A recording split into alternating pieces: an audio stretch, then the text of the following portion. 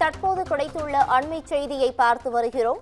சென்னையில் சொகுசு கார் கவிழ்ந்து விபத்திற்குள்ளானதில் ஒரு பெண் பத்திரமாக மீட்கப்பட்டுள்ளார். பெங்களூருவை சேர்ந்த ரஞ்சினி ஓட்டி வந்த சொகுசு கார் சென்னை கத்தீட்ரல் சாலையில் விபத்திற்குள்ளானது. இந்த விபத்தில் அந்த பெண் பத்திரமாக மீட்கப்பட்டுள்ளார். சாலையோரம் உள்ள குடிநீர் குழாய் மீது மோதிய சொகுசு கார் கவிழ்ந்து விபத்து ஏற்பட்டுள்ளது.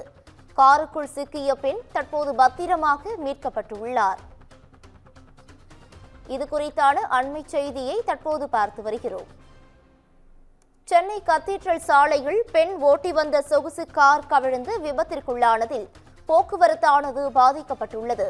இது குறித்தான கூடுதல் விவரங்களை வழங்குவதற்காக எமது செய்தியாளர் சுப்பிரமணி இணைப்பில் இணைகிறார். சுப்பிரமணி வணக்கம். இது குறித்தான முழு தகவல்களை பதிவு பண்ணலாம். கர்நாடக மாநிலம் பெங்களூருவை சேர்ந்த ரஞ்சினி என்பவர் சென்னையில் இருக்கக்கூடிய தனது உறவினர் வீட்டிற்கு காரில் வந்திருக்கிறார். அப்போது கதீட்ரல் சாலை வழியாக தேனாம்பேட்டை கதீட்ரல் சாலை வழியாக அவர் காரை ஓட்டி சென்ற போது குடிநீர் வாரியத்துக்கு சொந்தமான தண்ணீர் லாரி மீது அந்த கார் மோதியது. இதில் கார் கட்டுப்பாட்டை இழந்து சாலையின் நடுவே கவிழ்ந்து விபத்துக்குள்ளானது.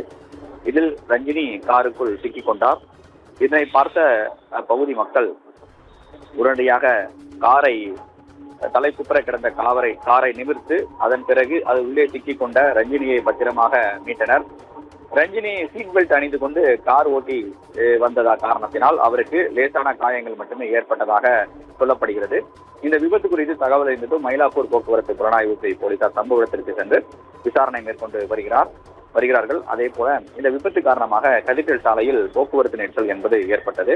அதனை போலீசார் ஒழுங்குபடுத்தி சரி செய்தார். அது மட்டுமல்லாமல் விபத்து தொடர்பான சிசிடிவி காட்சிகளையும் போலீசார் ஆய்வு செய்து கொண்டிருக்கிறார்கள்.